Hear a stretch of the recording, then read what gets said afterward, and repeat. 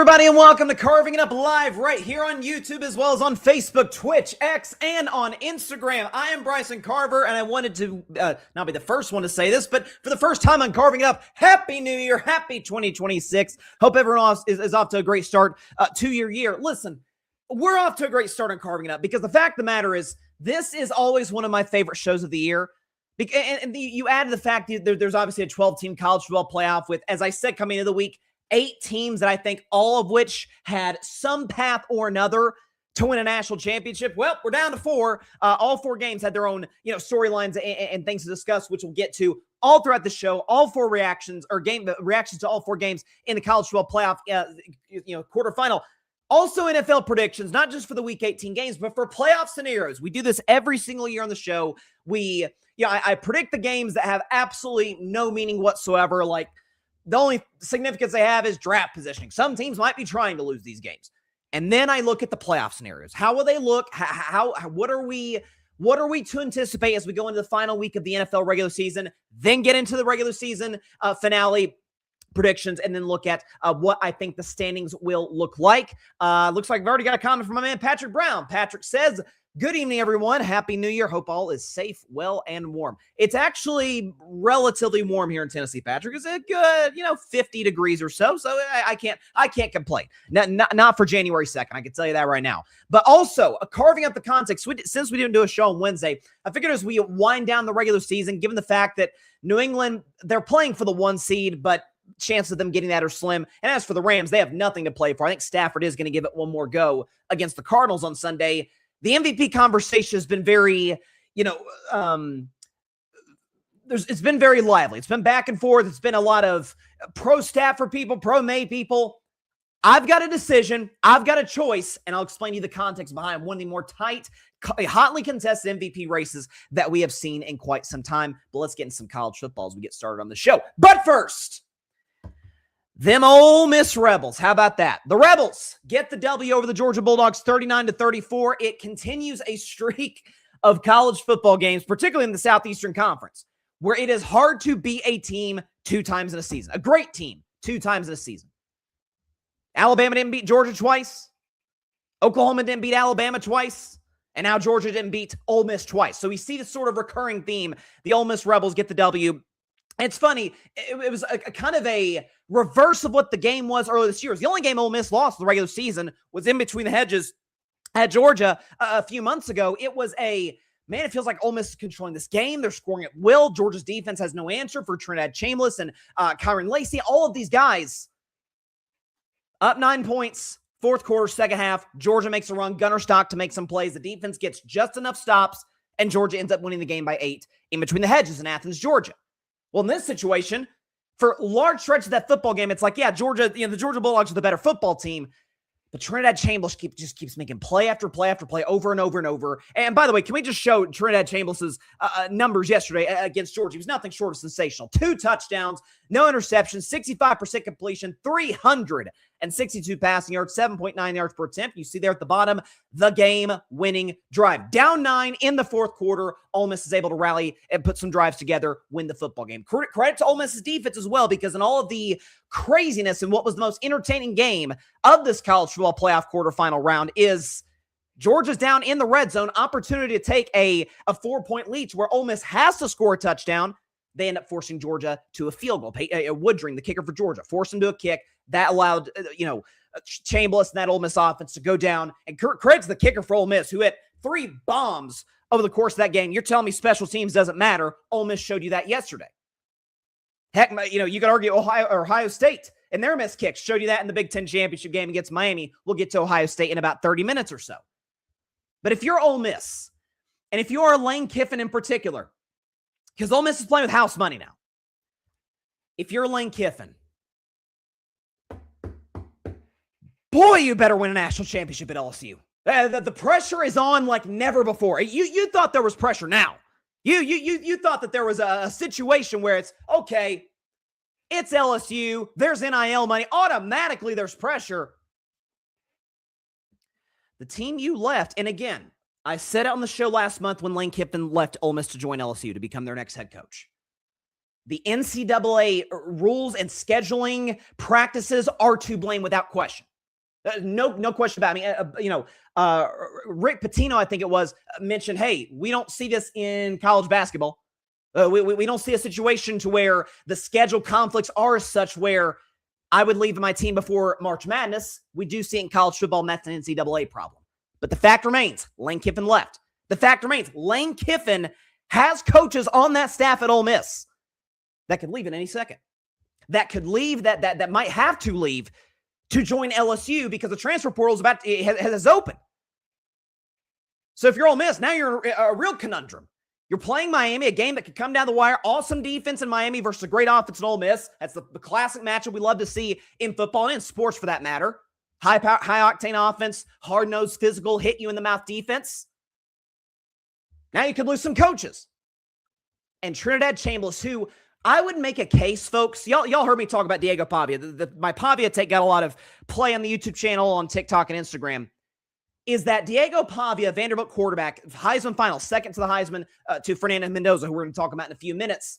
He went from the underdog, good for him, we're pulling for him story, to, God, this kid's a jerk. I can't stand him. Thank God Iowa beat them in the Rely Quest Bowl, whatever the heck bowl game that they played in.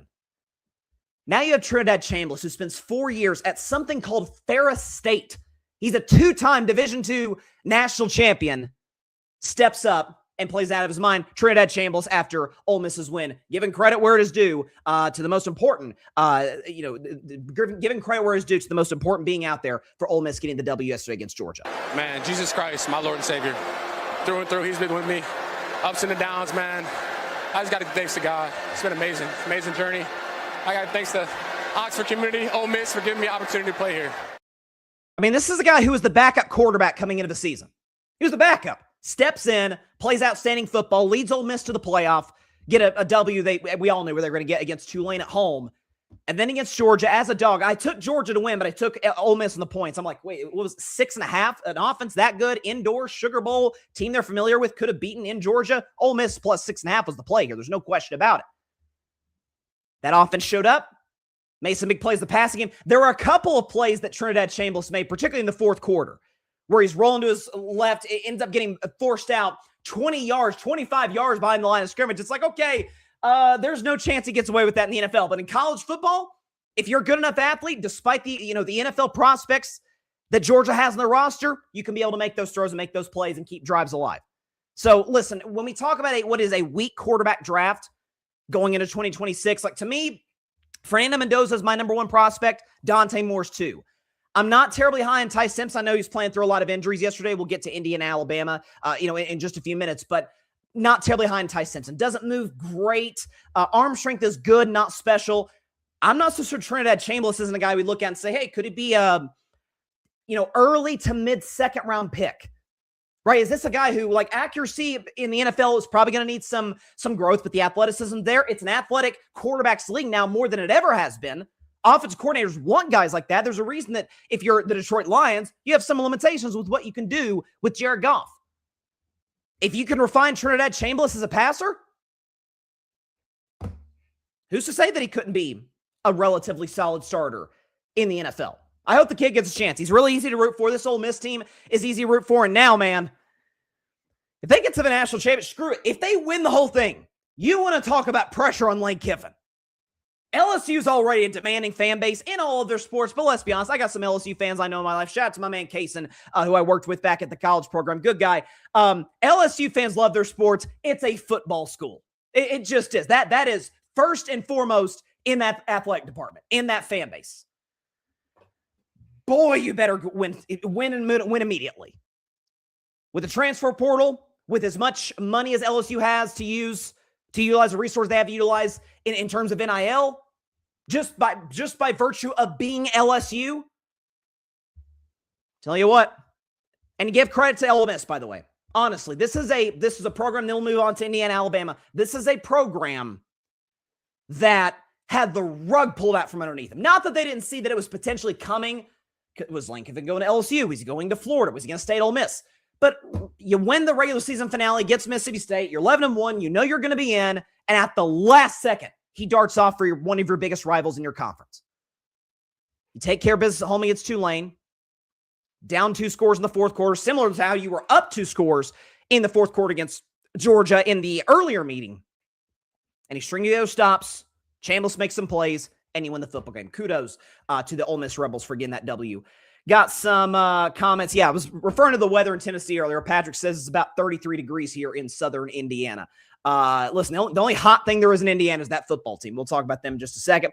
Patrick, Ole Miss versus Georgia has been the best game thus far. Chambliss' big throw, clutch. It was NFL scouts. Look for how you handle these situations, poise, and no stress in his genes. And he also says that Austin Simmons, the quarterback for Ole Miss, is entering the portal. Yeah, Austin Simmons was the starting quarterback for Ole Miss coming into the year, and then Chambliss comes in, and the rest, they say, is history. Like, this is a guy who is going to be beloved forever in Oxford. They didn't make excuses. Chambliss, listen, there were Ole Miss players who took shots at Lane Kiffin on social media. That's par for the course. You understand that. But this is a kid who said, nope, I'm an Ole Miss Rebel. I came here with the anticipation of being a backup. Now, all of a sudden, am I the second best quarterback left in the playoff? I think Mendoza's the number one. I'm not talking about NFL prospect, just overall productivity. He or Dante Moore, Beck is the clear number 4 of the last 4 college football playoff quarterbacks. I don't know. I find all 4 teams in this playoff, to varying degrees, very easy to root for. I'm the type of guy, listen, and this is why I'm very pro-dynasty, more so in pro sports than college sports, because in pro sports, there's kind of no excuse for you to suck for long periods of time, because if you suck, you get a high draft pick. Not the case in college sports, as we know. But I'm somebody who likes there would be a Darth Vader, for there to be the Joker in sports, for there to be an antagonist. That's why dynasties are great for sports, why the Chiefs and the Patriots have been great for the NFL, why the Warriors were great for the NBA, the Lakers with Shaq and Kobe, like the Dodgers now in baseball. But there is an element of now that, and I'll get to this in a second with Bama, now that NIL's come into the picture in the last half decade, now that conference realignment has happened in the last couple of years to kind of balance the scales to a certain degree, it's as open as it's ever been. You will not find one single solitary college football fan, coach, player, prognosticator, you name it, that had Oregon, Indiana, Miami, and Ole Miss as your Final Four. No one saw it coming. And that's what we love about this sport. Speaking of Indiana, oh my goodness. In the Rose Bowl, and what we initially thought was going to be some pretty nasty conditions. You turn on the Rose Bowl parade New Year's Day morning, it's like, oh gosh, this is going to favor Indiana because they can run the football better than Alabama. But the weather clears up fine. The weather is as good as it could have been given the torrential downpour that we saw in the 24 hours or so leading up to it.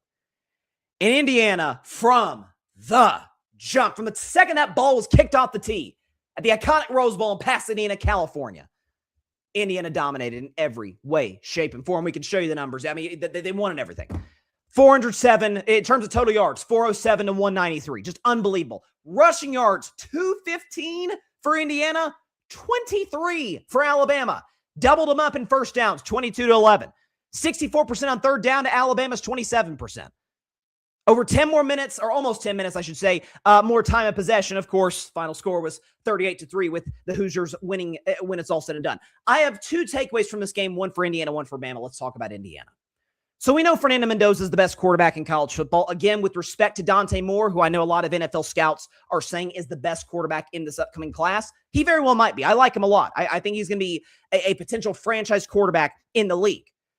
But when I see this kid Mendoza, I see arm strength. I see arm angles. I see he's not somebody who's going to blow you away with his athleticism, but he's deadly accurate. What was he yesterday? 14 for 16. Didn't have to throw that much because Indiana led the whole game, but makes all the throws in the book. And listen, people were clowning. We'll play the bite. People are clowning Fernando Mendoza's, soundbite at the end of the game after they're like, oh, it's kind of corny. We'll play in a second. Fernando Mendoza, after Indiana, walloped Alabama. Well, first of all, my team and I want to give all the glory to God. What a historic venue, the Rose Bowl, one of the best venues in all of sports.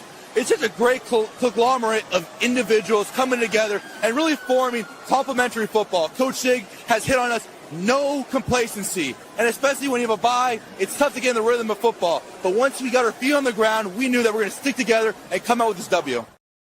I know people cringe at that. I know people are like, oh, it's kind of cheesy, corny. Give me that over Aaron Rodgers. Yeah, I mean, this is kind of what we do. Listen, I've said this. Nick Wright is, I think, the originator of this take, and I wholeheartedly agree. Give me honest arrogance over false humility any day of the week. No question about it. But the quarterback position is a little bit of a different ballgame. The quarterback position, you almost have to conduct yourself as like coach, owner, GM, and player all bundled up into one. That's what it is. You know, Tom Brady wasn't, before he was the greatest quarterback of all time and Tom Terrific and the GOAT and all those things. Tom Brady was kind of at times, and I love Tom, but an awkward interview. Patrick Mahomes, kind of an awkward interview. Josh Allen, same thing. Like that. This is not new. This is not a thing that is exclusive only to Fernando Mendoza. So I love the kid. I love his temperament. I love what he brings to the table. We saw the poise in that Big Ten championship game against, Ohio State. We saw it against Penn State and against Iowa, like multiple times this season, back against the wall, and he stepped up and made every single big throw that he had to. And then obviously yesterday it was just pure domination. For Curt Cignetti, who I'll be honest, guys, when it came to Indiana, and I think they started either 9-0 or 10-0 last year. They didn't really beat anybody. Then they run into Ohio State. And I remember the score, I think Ohio State won by like 7, but the Buckeyes were up like 3 touchdowns with 5 minutes to go. Like the Buckeyes dominated that game at the Horseshoe. And Curt Cignetti was talking before their playoff game against Notre Dame, like, man, nobody wants to see us. I'm like, get a load of this guy. Like, kudos for turning Indiana around, but like, come on, man. Like, this is the Big Ten we're talking about. This is Ohio State's conference and Michigan and, teams like that have come into the Big Ten, like a USC and a Washington and obviously an Oregon. This is Wisconsin and Iowa's conference. And in the last 2 years, we have eras in college football. Well, among coaches. We have eras in politics and in entertainment. There are eras. There are timestamp moments that we look back and say, who defined this period in this industry? I think 15, 20 years from now, we'll look back and say, this was Curt Cignetti's industry. This was Curt Cignetti's era. Now, Indiana's got to win a national championship. They got to get 2 more W's. They've got a big-time game. We talk about it's hard to beat a team twice. They beat Oregon earlier this year. Oregon's going to come in, obviously, with a lot of revenge on their mind. That's going to be a great, great football game that we're going to see. I think that one's in Atlanta, I'm pretty sure. It's Atlanta and Arizona are the 2 games. But Curt Cignetti is a guy who comes into Indiana understanding what the modern college football landscape is. We got to use NIL, and we really got to use the transfer portal. And he has. He brought a lot of guys with him, from his previous stop. He's utilized the transfer portal very effectively. I mean, you look at this is one of the greatest coaching jobs we've seen in the history of college football. This is Indiana. Show the graphic. This is Indiana between 2021 and 2023. So the 3 years before Curt Cignetti got there. I mean, this is insane. 9-27, 3-24 in the Big Ten, 0-10 against top 25 teams. Obviously, you see there, no 10-win seasons, no top 10 finishes. More on that in a second. Indiana averaged in that 3-year span between 21 and 23, they averaged about 21 points a game. Averaged. For the record, Indiana in their history had never finished in the top 20 in the final college football playoff, or the final college football top 25 rankings.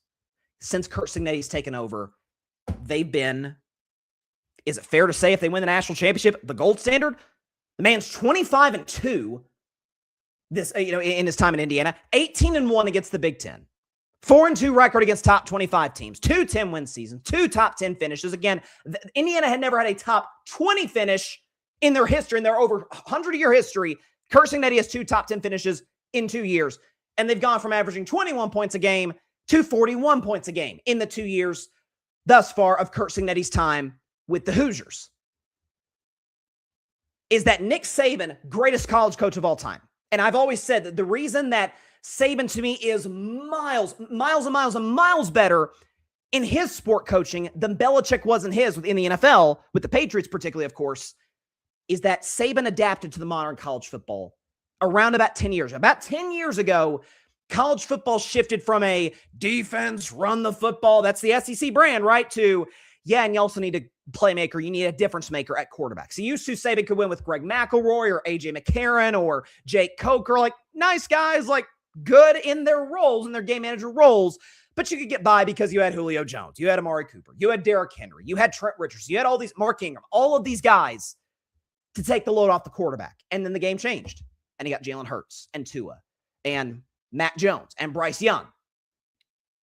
The sport changed and Saban evolved with it. But then when it evolved to NIL, into transfer portal conference realignment, Saban says, I don't feel comfortable. I don't think I can lead Alabama into being the best version of itself that it can be in this new era. Therefore, I'm going to retire. Respect. I think Clemson fans wish Dabo Swinney would do the same. Curt Cignetti came in. He wasn't the innovator of this new movement, of this new era in college football. He sees how teams that utilize NIL have been successful. He sees teams that use the transfer portal have been successful. And he says, I'm going to use that and then some. Fernando Mendoza did not originate in Indiana. He originated at Cal. He brought him from the Cal Bears to Indiana. Heisman Trophy winner, best quarterback in college football. Utilized it to make his defense, it's either Indiana or Miami as the best defense in the country. Very well could see a national championship between those two. It might be like, 17-14 is the final score. Be a good one for some of the old school fans out there. But kudos to Curt Cignetti, kudos to this Indiana squad they didn't change the game so much as they took advantage of the new era that college football has ushered into. And they've been the kings at that in the first 2 years. Again, keep in mind, Indiana won 9 football games total in the 3 years before Curt Cignetti got there.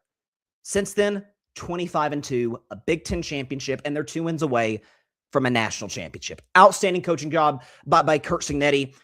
On the Alabama side, though, and this isn't really an Alabama take so much as it is an SEC take. I had already discussed this on the show in the past. On this show, on the Saturday morning tailgate, which you can check us out tomorrow. I believe we're going to be doing a show tomorrow, hopefully 10 a.m. Eastern, 7 a.m. Pacific time, live on the Grid Network to recap the 4 playoff games, the quarterfinal games, then predict the semifinal games. Myself, Tim, Arthur, it should be fun. I've talked about it on that show and on this show, Carving It Up. That as the new era of college football has come into what we know it to be now, the SEC's run of dominance is fading. Well, now we can say for good, it's dead. It's over. Then that's not to say an SEC team can't win a national championship. Shoot, Ole Miss might do it this year. Very well might do it this year. But the run of the SEC, and I'm a Vols fan, by the way. I'm not a Big Ten homer, or Big 12, or ACC, or rest in peace Pac-12. I'm a Vols fan. But this ain't the conference I grew up with, in large part because of conference realignment.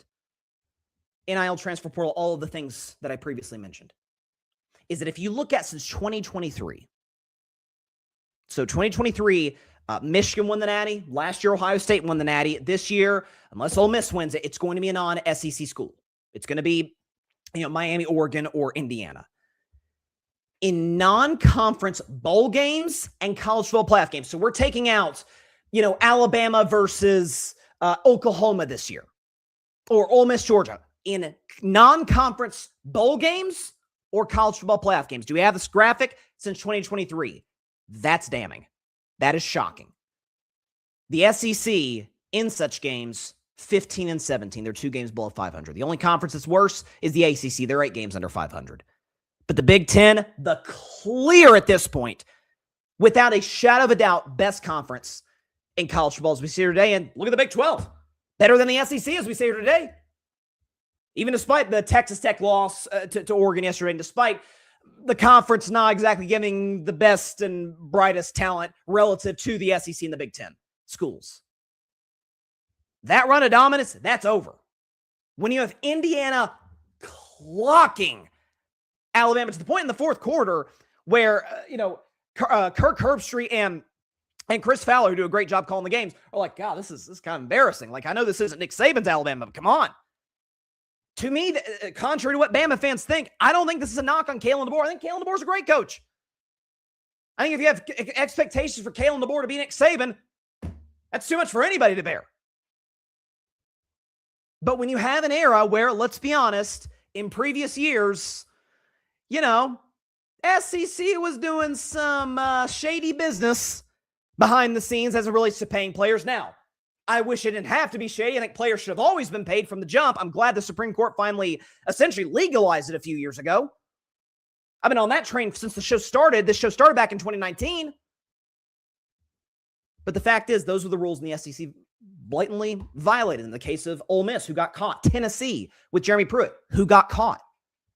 Everybody else, let's be honest. You think Nick Saban, his recruiting tactics are less smiles at LSU, Ed Orgeron at LSU? It was just, hey, come here because we're a big No. There was some funny business going on behind the scenes. Now that it's out in the open, now that anybody can do it, that can be in a competition, a bidding war essentially for high school players, the field's been leveled. See, I was told when NIL came into fruition back in 2021, oh my gosh, this is going to be unfair for Alabama and Texas and Ohio State and Notre Dame and Michigan and the Final Four features. Oregon, now Phil Knight has a lot to do with that, of course. Oregon's got crazy NIL money. Ole Miss, Indiana, Miami's got, big time money as well, but not necessarily blue bloods. Miami's a blue blood, and Oregon is the best blue blood, I guess, not to ever win a national championship, so to speak. But these are not the iconic brands that we've seen for our whole lives. It's a new day. It's a new era in the sport. And the SEC can no longer get by. And, we're just the best conference. Do they have the best players? Sure. I remember Oklahoma last year was 6-7, something like that. They were a bad team. Had a bunch of guys go to the NFL. SEC and Big Ten consistently putting the most players in the NFL draft.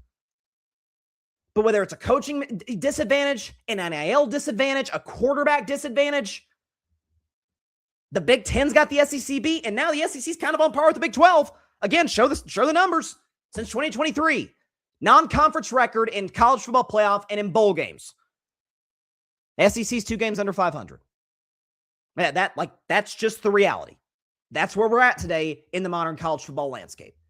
So I don't view yesterday, I view it more so as 2 things. A, as the fact that, Indiana's kind of the standard program now. We'll see if they can finish the job for the next 2 games. And B, it's not really a knock on Alabama, who lost Ty Simpson, in the middle of this game due to injury. It's a representative of the entire conference. You look at Alabama, they were picked by many to win the SEC championship game against Georgia. It's not the same conference it used to be. Forget your granddad's SEC. This isn't your uncle's SEC. It's not. And I hate to say that as a Vols fan, but that's the reality. Patrick says IU and Oregon, Indiana and Oregon is going to be played in Atlanta. Hoosiers are favored -4. Ole Miss and Miami will take place in Arizona. The Hurricanes, interesting. Okay, Miami is a 3.5-point favorite. I'm very excited to talk about Miami and Ohio State, which was, in the way that it played out, I think, I don't want to say caught a lot of us off guard, because I view Miami consistently as one of the best teams in college football. But let's talk about that in just a minute. Let's take a 1-minute break, but when we come back, why Miami, from the jump, clearly and obviously, without a shadow of a doubt, was always one of the best teams in college football. It was always one of the clear contenders to win a national championship this season, despite, to me, the deficiencies at quarterback. And, of course, we'll get to Oregon and Texas Tech, as well as carving out the context, Stafford versus Drake Maye. Come back with all of that in just 1 minute. We've got a loaded show, and I mean a loaded show. We got NFL predictions for later. We got a short Bryson's best 10, final Bryson best 10 of the regular season. We've got, again, NFL playoff scenarios, NFL Week 18 predictions. Oh, I can't wait. January playoff football, this is good as it gets. We'll be back in just 1 minute here on Carving Up Live. Don't go anywhere.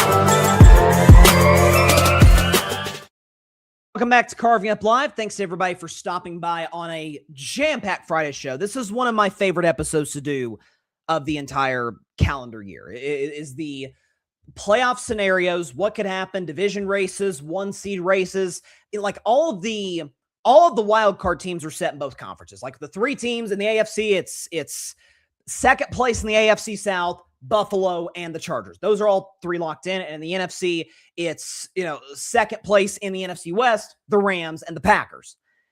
And all we have to decide now is, okay, who's the division champion as far as who's going to get in or is going to be left out. NFC South and AFC North, of course, that affects my Pittsburgh Steelers in a major way. I'll predict all of those games, look at all those scenarios in about 45 minutes or so. So definitely stay tuned for that. We're going to have tons of talk about. Miami beating Ohio State. I'm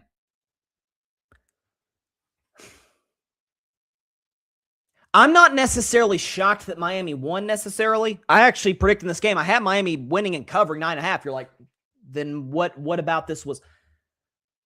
I thought this was going to be a close 17-13 kind of game going the fourth. Carson Beck would commit a grievous error. Ohio State would score and then kind of run away with the momentum from there. We've seen Ohio State do that. We kind of saw them do that to Michigan this year, like kind of walk down a team that's of their weight class.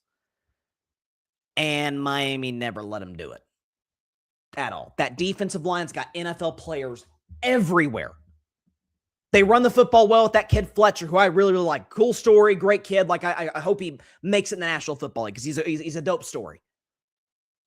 But for all of those on college football playoff selection Sunday, a few weeks ago, man, Notre Dame got screwed. I mean, the win against Miami, or the win against Notre Dame that Miami got, well, that came back in week 1. Like, who cares about it? Does it really matter? Those teams aren't what they... First of all, so the game doesn't count now? That's number 1. Number 2, and Greg McElroy, to his credit, after the ACC championship game, was spot on the money on this, because I went back and looked as well. If you watch the game, Notre Dame had a big fourth quarter. Miami dominated that game. Miami pushed Notre Dame all over the field at the line of scrimmage on both sides of the ball. And is that not what football has always been from the dawn of time, from the dawn of the start of the sport? Line play in particular, as I always say on the show, moving another grown man against his will. That's what Miami did against Notre Dame in that game back in week 1, which again, Notre Dame fans would like to tell you, it doesn't really matter that much. Does it matter the fact that Miami is now 6-0 against ranked teams this year to Notre Dame's 2-2? And by the way, Notre Dame's 2 wins came against USC, good team, but just lost to TCU in their bowl game. And obviously they beat Pitt, who Miami housed. I mean, both Miami and Notre Dame destroyed Pitt, so doesn't really matter. That's a wash. Tiebreaker goes to, and we see this in sports all the time, first tiebreaker goes to who won head-to-head? Hurricanes did. Hurricanes pushed the Notre Dame all over the field. Now, if you want to have the conversation about Notre Dame should have been in the playoffs because we shouldn't have had Tulane and James Madison, I'm all here for that discussion. I think we should have a scenario in which we do have the best 12 teams in college football, and by that definition, Notre Dame would have been one of my 12 best teams. I think they should have gotten the playoff. I wish our debate could have been for that last spot. BYU, Texas, Vanderbilt. Like, that would have been a fun back and forth. But the way the playoff structure is now, the fact that this is not the 14 playoff of years past. This is not 2023 where I think most people who watch the games realize, yeah, Alabama was better than Florida State 2 years ago. But Florida State's like, gosh darn it, man, we went undefeated and won the ACC. What do you want us to do? It's like, I kind of see that point. Like, you literally won every single game you played and you still didn't get in. In the modern day, though, in the 12-team playoff, I got no sympathy for you. You didn't take care of the games you were supposed to. Notre Dame is now a school that is, USC removes them from their schedule. Notre Dame's trying to look for this special treatment where it's like, gosh darn it, man, join a conference. It's 2026. Join a conference. The world's changed. Okay, the conference realignment, NIL transfer portal, it's a new day in college football. Adjust to that. Miami did. Miami brought in Carson Beck, who has been far from special, but has been a good game manager type of guy in their 2 playoff wins against Texas A&M on the road, by the way, and then against Ohio State. Mario Cristobal talked after the game. He actually gave a shout out to Jimmy Johnson, who was on the field. They won the game in Dallas, so Jimmy Johnson was there. Michael Irvin was there. Of course, Michael Irvin was there, and it was hyped beyond hyped, as you might imagine, playmaker might be. But Mario Cristobal, after Miami got the W against Ohio State. Well, first, thanks to God, the big guy upstairs, man, always number 1. We talked about it, right? Our guys have really worked hard at being a physical, violent bunch. And you know what? Coach Johnson, There you go, brother. There you go. Green Tree practice field. Let's go. Wait for me. Don't leave. Don't leave. Don't leave. I just think it's look at it, man. These guys, you've been down there. You see how we work, how we practice, and it's kind of got tired of hearing how everybody. We're focused on us. I mean, you kind of saw him like going back and forth, like, we really care what people. We're just worried about the Miami Hurricanes. Like, of course, those Miami kids are human. They have social media. They have TVs. They see what people are saying about them. They see the Notre Dame homers and people who are, traditionalists say Notre Dame should have got in because they beat who? USC. I thought USC was pretty good this year, but that's it. Miami beat both, Notre Dame and, who was the second? Oh, I'm sorry. I was thinking about Notre Dame. Notre Dame lost to Miami and then they lost to Texas A&M. They lost to two teams in their weight class. What do you want me to do? By the way, the Notre Dame loss came at home. The A&M loss came at home in week, I guess that was week 3. But you look at Miami again. What did they do? Beat up Ohio State. It's one thing to do it against the Fighting Irish. One thing to do it against the defending national champion Buckeyes. Beat them up at the line of scrimmage. Rushed for over 100 yards more than the Buckeyes did. And a lot of that was because Ohio State was trailing throughout most of the game. From like late first half on was 14-zip. But isn't that football in its purest form? Moving another grown man against his will? That's what Miami does better than any team, I think, left in this tournament. Whether they win the national championship, we'll see. But I mean, again, you even look at the other day. 2 sacks for Ohio State, 5 for Miami. Like that's what they do. That's what they are. They play mistake-free football by and large. Their line play is off the charts. ACC, fix your fix your tie-breaking scenarios if this team doesn't get into the conference championship game over Virginia and Duke. Like that's a broken system as far as I'm concerned. But kudos to Hurricanes. Listen, as for Ohio State, look,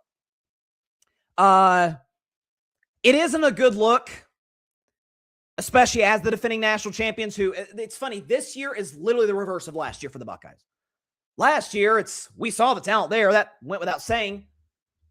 You go to that game at home, horseshoe against Michigan. We're like, okay, Ohio State's going to blow them out. They're going to win the Big Ten championship game. They'll be the 1 or 2 seed. And how did they lose to Michigan? We're calling for Ryan Day's job. And then they blow the doors off Tennessee and really blow the doors off Oregon in the Rose Bowl, the number 1 seed Oregon. Beat Texas in the Cotton Bowl and then get a W against Notre Dame in the national championship game. This year, opposite. They faced little to no adversity. Toughest game they played was either Texas in week 1 in Arch Manning's first major college start, or last week of the season against Michigan. Got the monkey at their back, Ryan Day did at least, by beating the Wolverines. Then they lose the Big Ten championship game to Indiana, and then, of course, lose their first playoff game to Miami. By the way, bold first-round bye teams, 1-7 thus far in the new 12-team playoff. Indiana's the only exception to that rule. Shows you how good the Hoosiers are and how well coached they are. No question about that.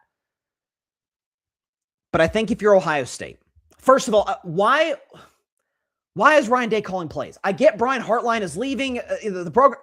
Bro, he's been your offensive coordinator at this point. Hasn't hurt you too bad. Like, continue to roll with what got you there. Continue to force feed the ball to Jeremiah Smith, Carnell Tate, and others. They couldn't finish, drives when they did get into Miami territory, missed field goals. Like, it was an undisciplined performance by the Buckeyes. And also, too, listen, the good news is for Ohio State is that they've got a young quarterback.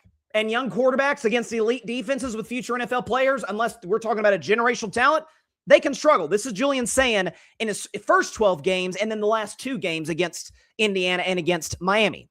Regular season, 35 touchdowns, 5 picks, and he's a Heisman finalist for a reason. 81% completion, 255 yards, 92.1 QBR, and of course, 12-0. Postseason, not the same player when you're facing better competition.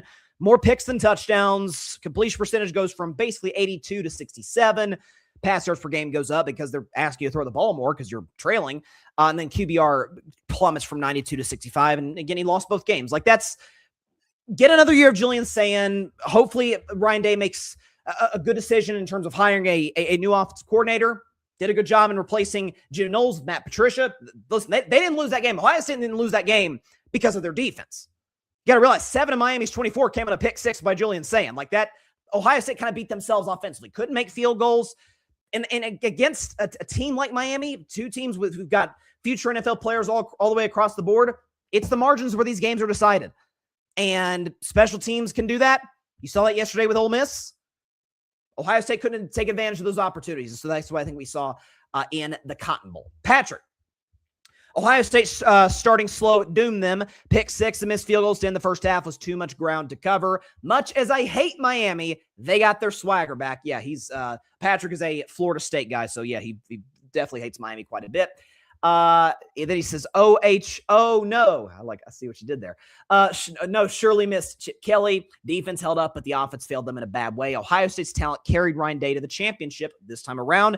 Didn't look ready to go by any means. Michigan will redeem themselves with Kyle Whittingham leading the way. I really like the hire by Kyle Whittingham to Michigan. I thought he was a great coach at Utah. I think that's, especially after the disaster off the field with the Sherrone Moore situation, I think you need an adult in the room, and I think Kyle Whittingham is exactly that. I think you're seeing a little bit of a trend. Actually, before we get to that, quickly, almost forgot. Carving Up merchandise. We got merch on the website. We got hoodies. I wore a hoodie on the show on Monday. We got hoodies, t-shirts, hats. We've got teddy bears. We got mugs, blankets, anything that you can possibly imagine as it relates to merchandise. We've got Carving Up merch. So right up there, check out that QR code, scan it. Go to the website, check out Carving Up merch, also Grid Network merch. If you look up and down the website for other shows, All Even Podcast, I believe Boston Sports Summit, we got all kinds of stuff on there. So check it out, Carving Up merch and Grid Network merch on our website. Definitely would appreciate if you check that out. We've got, again, hoodies, t-shirts, anything that you could possibly find as it relates to merchandise. We got that on the Carving Up store. So definitely check out the QR code. One more time, check out the QR code to see what we've got. What I was going to say, though, was I think you do see a trend in the final 4 teams in the playoff. Is teams that can beat you up at the line of scrimmage. In a weird way, in the modern era of college football, on the field, it's kind of gone back to the way it was about 15, 20 years ago. Where, don't get me wrong, quarterback play matters. The best 2 quarterbacks of the country, maybe the best 3, are in the semifinal.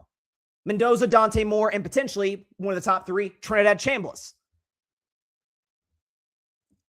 But up front is where those teams can get you. Ole Miss is kind of the exception to that rule. Ole Miss is just going to outscore you. They're kind of like a classic Big 12 team from about a decade ago.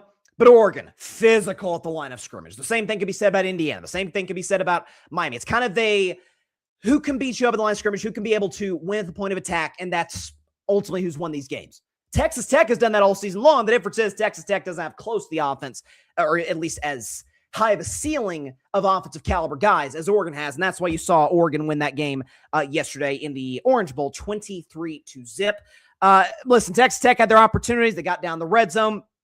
The kid for Oregon, I think he was a freshman, had a couple of interceptions, a really impressive performance by the Ducks. And again, it's a team that can beat you in a multitude of different ways. I picked Texas Tech to win this game because I thought their defense was as good as you could see in college football. The fact they dominated BYU the way that they did twice, the best team outside of, obviously, the Red Raiders in the Big 12. Oregon, though, it's hey, we come from the best conference of college football. Only loss came to Indiana. We've competed against Ohio. We beat Ohio State last year, albeit with some different players. Got to upgrade at quarterback from Dylan Gabriel to Dante Moore. You got a playmaker at that position. And it was just kind of like a methodical. You could tell in the play calling, you could tell Dan Lanning and his staff were okay, early on, they're not moving the football. You could tell early on. It was it 6-0 at halftime or something like that in favor of the Ducks? It's Texas Tech is missing field goals. This is going to be a little bit of a defensive struggle where points are going to be at a premium. We just got to kind of take them where we can get them. So let's play conservative. Texas Tech is going to make some mistakes, take advantage of those on short fields. Even when Texas Tech gets to the red zone, pick off a pass in the end zone to pretty much wrap up the game for all intents and purposes and win the way that we can do so there. And Dan Lanning will play the soundbite. He even talked about it, after the game, that a lot of people who are box score watchers look at, hey, wait a second, they gave up 34 to James Madison. Yeah, because he took the foot off the gas pedal. That's why they gave up 34 to James Madison. Dan Lanning kind of talked about that after the game. Man, it was a lot of fun. Last week a lot of people talked about our defense. They showed up today, right? Hold them to 0. It's a really good offense. It's a really good team that we just got to play. And our guys went out there and they just played the next play, played the next play, played the next play. They got in the red area, we played the next play, right? Offense just kept punching and punching. We out-physicaled them there at the end, and that's where it needed to show up. Again, 28 of James Madison's points last week came in the second half. The game was over. I use the analogy of, when I was a youngster playing middle school basketball. Let's just say we played a team that was the state champions. I don't know who scheduled that for us, but they full court pressed us for literally the first minute of the game. I think it was 20-0 after about 55 seconds. And then they ended up scoring 86 the rest of the game. It's like 20 points the first minute, 66 for the last, whatever it was, 23. It's like they took their foot off the gas. They'd won the game in the first minute. That's how it felt with Oregon last week against James Madison. But again, like when you are Oregon, when you are Phil Knight obviously has a lot of control with that. And not Phil Knight, Phil Knight. Phil Knight, the CEO of Nike. When you have all of the NIL money that they have, all the money Oregon's got, we see the flashy uniforms and whatnot, but this is Dan Lanning who comes from the SEC. It's kind of the old school SEC where it's hit you in the mouth, play physical football. And Oregon used to be kind of a finesse team. Not anymore. Those days are gone. This is a new day, for the Ducks. And listen, it's a program that is pretty consistently underachieved in the biggest spots. I mean, last year, number 1 seed, Rose Bowl, and just get clocked by by Ohio State in the Rose Bowl. Upgrade at quarterback, bring in Dante Moore, who is a highly touted, recruiting prospect. Good running game. Again, you're seeing a theme with all the 4 teams left in the playoff, with the exception of Ole Miss, who will just outscore you. Is good O-line, good D-line, playmaker at quarterback. In the case of Miami, more of a game manager at quarterback and Carson Beck. Like these are the 4 best teams we got. If you inserted Georgia in place of Ole Miss, like Georgia feels like they were the best team left out of the semifinals. So I can't wait. But again, next week is when the games are. So Thursday night, 7:30 Eastern, Miami against Ole Miss. Miami is a 3.5-point favorite in the Verbo Fiesta Bowl. And then the next day on Friday, it will be Oregon versus Indiana. That'll be at 7:30 on ESPN. That's going to be next week. And then the national championship game will be on January 19th. And that'll, by the way, come after the divisional round of the NFL playoffs. So can you imagine that week's of shows? Oh my gosh. To quote the Harbaugh brothers loosely, nobody's got it better than us on this show. Let's move, though, to the NFL for a second.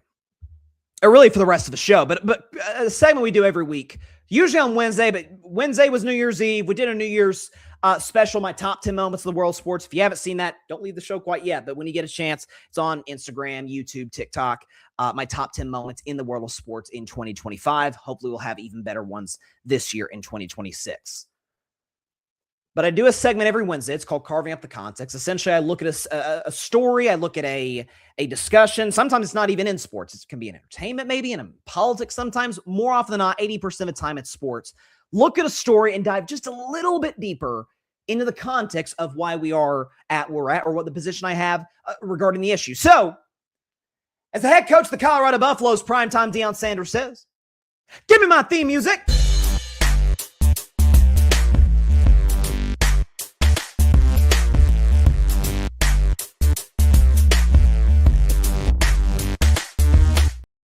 This week's edition of Carving Up the Context, I did want to talk about the MVP race between Matthew Stafford and Drake Maye. So it's a 2-man race.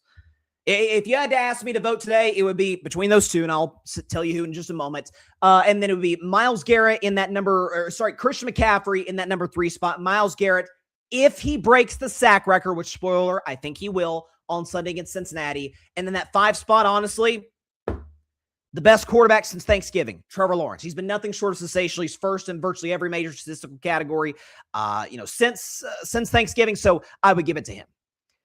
But what I would also say is this, when it comes to the Matthew Stafford and Drake Maye debate, is that I think it's Stafford. But before I detail why, let's show 2, pro Drake Maye graphics. So let's show, do we have the tail of the tape between Maye and Stafford? Because you look at this just on its face like, oh, Drake Maye's clearly the MVP. Stafford's got 8 more total touchdowns than Drake. Again, we factored in Drake's rushing touchdowns into this discussion. Otherwise, the gap would be bigger. The same number of picks. Drake averages about 11 more total yards per game, again, because of his legs. Completion percentage is much better, 71-65. Passer rating, 112-108. QBR, 76-70. And record, of course, 13-3 to Stafford's 11-5. And then you also look at the fact, you got to look a little bit deeper than just stats, of course. Otherwise, Joe Burrow probably would have won league MVP last year despite not making the playoffs. We got to look a little bit deeper than just the box score. What were these two against the same opponents, against common opponents, which this year, if memory serves me correctly, it was the Tennessee Titans, the Baltimore Ravens, and the entire NFC South. Show those numbers between the two because Drake beat Stafford there too. Total touchdowns the same, 14 all. Drake had fewer turnovers, way more yards per game. Completion percentage 70 to 67. Pass rating much better, 117 to 107. QBR 77 to 65. Record 6-0 versus 4-2. This is their numbers, Maye and Stafford against common opponents. So when the same teams, which again are Baltimore, Tennessee, and the NFC South. With that being said, because another case for Maye would be he's working with less offensive talent. Matt Stafford gets Puka Nacua, and for large chunks of the season, he gets Devontae Adams and Kyron Williams and Sean McVay's his play caller, although Josh McDaniels isn't too shabby either as an OC. Regardless, the raw talent on the field on Stafford's side of the ball, rather than Drake Maye's, favors Matt Stafford. However,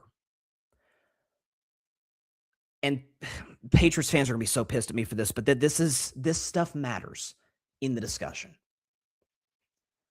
Against the big dogs, how did you fare?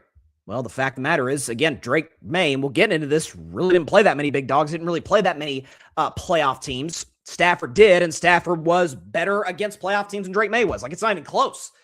2 games against playoff teams, which were both against Buffalo. 2 touchdowns, 1 pick. 241 yards, 67% completion, 84 rating, 68 QBR, 1-1 record. Like, okay. Stafford, 20-1 touchdown to interception ratio against playoff teams. Beats them by a mile in yards. Beats them by a mile in passer rating, 109 to 84. Beats them in QBR, 71 to 68, and 4-3 record. By the way, some of those losses, like the one a couple weeks ago against Seattle, Stafford was nothing short of phenomenal. Is that if Stafford, and this to me is the kind of the unfair aspect, not, again, the games matter. You heard me talk about that with Miami and Notre Dame earlier, and all month, basically, or all of last month. But because Matt Stafford has a poor game against the Atlanta Falcons, a team that's out of the playoffs, when, let's be honest, the Rams' position in the postseason is all but locked as at best the 5 seed, at worst the 6 seed, tomato, as far as I'm concerned. That takes him from, in Vegas, overwhelming favorite to nip and tuck underdog. It was that bad? I'm not going to act like Stafford played well. I'm not going to act like the Rams got in that game in large part because of a blocked field goal returned by Jared Verse for a touchdown. But that bad? I think cumulatively over the course of an NFL season, because these are all professionals, it's not like college football where you mostly play easy opponents early, although that's changing now, thankfully. A Week 17 game, to me, should hold the same weight as a Week 7 game. Especially if you're the Rams, and that game, by and large, kind of meant nothing. It did. If they win, they have an outside shot at the 5 seed. If they lose, which they did, they're locked into the 6. Can't fall to 7, can't move to 5, can't win the division. Like that's the reality where we're at the Rams. Also, another component onto this, because we talk about, folks have said, the Patriots schedule is easy. To me, that is not an excuse for why, then the Patriots are kind of fraudulent. The schedule's easy. It's the worst strength of schedule in the entire NFL do the New England Patriots have. Assuming they beat Miami on Sunday, they'll be 14-3. Like, they're just an asterisk because it was easy. It does matter in the MVP race, however, when not only do the Rams play the hardest strength of schedule this year, and the Patriots play the worst strength of schedule this year. Literally, Rams number 1, Patriots 32 in terms of strength of schedule. It's 2 other components. Did you know, since the merger, and anytime you bring out since the merger stats, it's like, you're digging into the annals of NFL history. The New England Patriots, if we can pull this up here, have the 8th weakest strength of schedule in NFL history since the merger. The 8th weakest in NFL history. With that being said, if you look at the 8 teams, I'm trying to pull up my on my phone here because it wasn't able to give. Okay, here we go. So again, I wish we had a graphic. Maybe we'll put it on YouTube later. 8 easiest schedules in the history of the NFL. From 8 to 5. The 2025 Patriots, 75 Rams, 79 Bucks, 72 Dolphins, who we all know went undefeated, 70 Colts, 99 Rams, who won the Super Bowl, 70 Dolphins, and 75 Vikings. Now, the good news is for Drake Maye, 2 of those teams had the league MVP. Minnesota Vikings in 1975 with Fran Tarkenton, and the St. Louis Rams in 1999 with Kurt Warner. So there would be precedent for Drake Maye to win this award. And again, me doing this is not to say, oh, Stafford's the clear and obvious favorite. It's to say, number one, Stafford, it would be my pick. And number 2, this idea that because of one bad game against Atlanta, the gap is just gigantic is insanity. And forget just record. Because we look at, the teams that you play. Well, what are those teams good at? Not only do the Patriots play bad teams, and so sometimes this coincides, sometimes this doesn't. I mean, the Cowboys were an average team. The Bengals were a below average team. Both had the worst defenses of football, but they're not bad teams, in large part because of their quarterbacks. The New England Patriots played the single, cumulatively, the single, we can show the numbers, worst pass defense in the entire NFL. If you look at the breadth of their schedule, the Rams played the 3rd best pass defense cumulatively in terms of their schedule of the NFL this season. So in this week's edition of Carving Up the Context, again, I showed you 2 pro Drake Maye graphics earlier. If you just want to look at raw numbers, it's Drake Maye. If you want to look at common opponents, it's Drake Maye. Against playoff teams, it's Stafford by a mile. Strength of schedule, Stafford by a mile. Defenses you face, Stafford by a country mile. Keep in mind the fact that Stafford, before the season, we weren't sure when he was going to be available. Remember that story in training camp? And stories matter. Fair or unfair, stories matter. The MVP kind of helped Josh Allen last year because Lamar's won. I would have voted Josh Allen, but it's Lamar's won it twice. I know it's the best year of Lamar's career, but Josh never won it. Mahomes has won twice. Lamar's won twice. Got to give one to Josh. Fair or unfair, we can have that discussion. That factors in. Narratively speaking, Matt Stafford was supposed to be this old man going into what is for Stafford, year 17, 37 years old.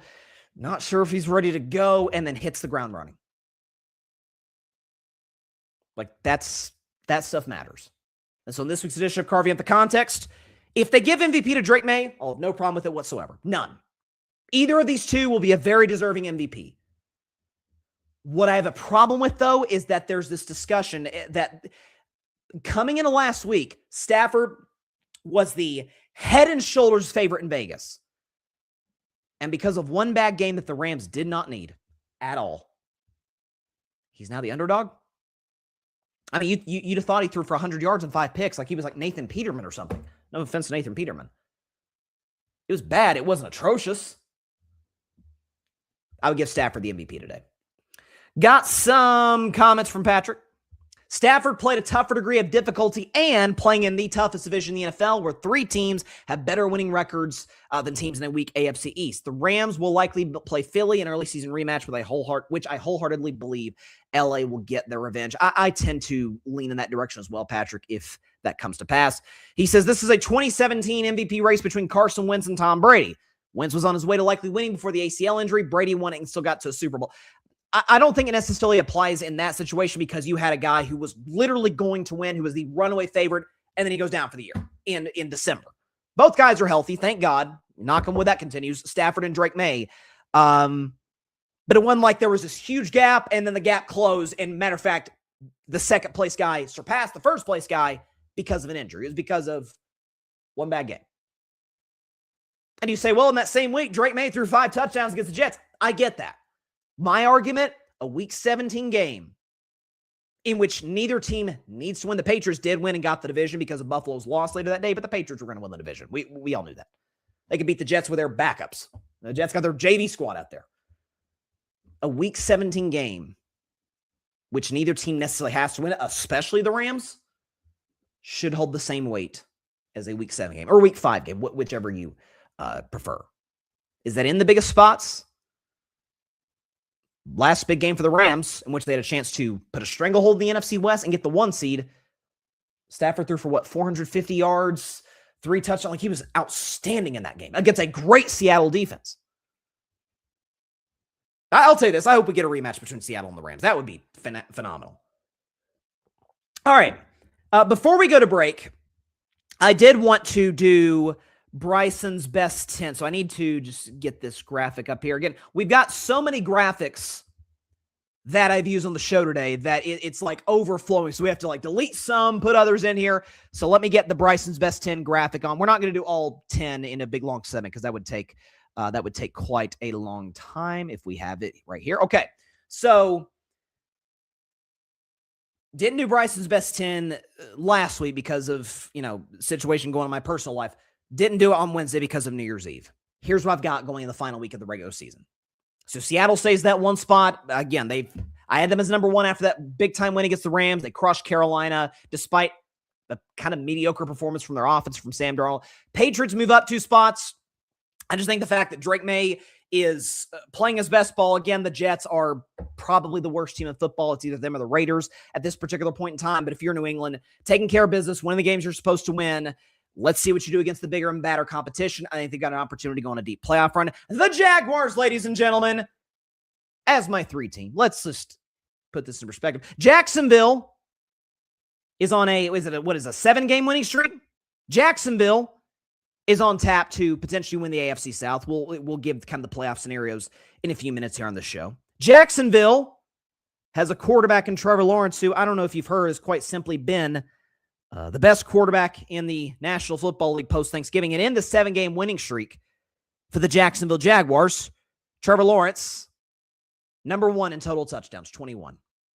According to Pro Football Focus, by the way, 3rd in yards per pass, tied for 2nd in Pro Football Focus grade, 91.2 to be exact, and 2nd, according to PFF, in big-time throws with 17. Jacksonville's a legit Super Bowl contender. Rams fell 2 spots to 4. Again, they had to drop because they've lost 2 in a row. They didn't need that game whatsoever. I think if the Rams go into that game with the win against Seattle, if they've beaten Seattle, taking care of the job, I think they beat Atlanta. And then they beat Arizona this weekend, and then now all of a sudden they're the 1 seed.